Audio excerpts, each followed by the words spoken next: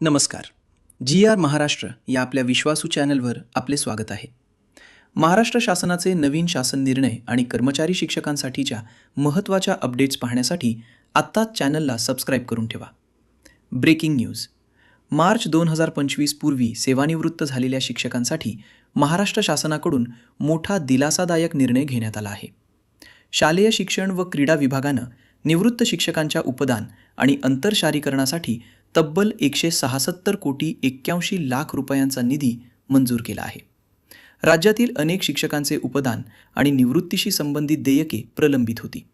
त्यामुळे अनेकांना आर्थिक अडचणींचा सामना करावा लागत होता. ही परिस्थिती लक्षात घेऊन शासनानं हा महत्त्वाचा निर्णय घेतला आहे.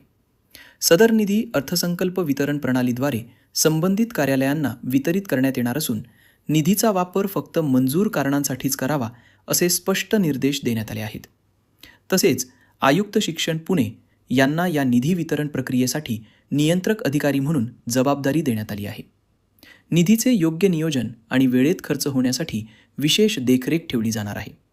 या निर्णयामुळे मार्च 2025 पूर्वी सेवानिवृत्त झालेल्या हजारो शिक्षकांना मोठा दिलासा मिळणार असून प्रलंबित आर्थिक लाभ लवकरच मिळण्याची शक्यता आहे. अशाच महत्त्वाच्या शासन निर्णयांच्या अपडेटसाठी जी.आर. महाराष्ट्र चॅनलला सबस्क्राईब करा. धन्यवाद.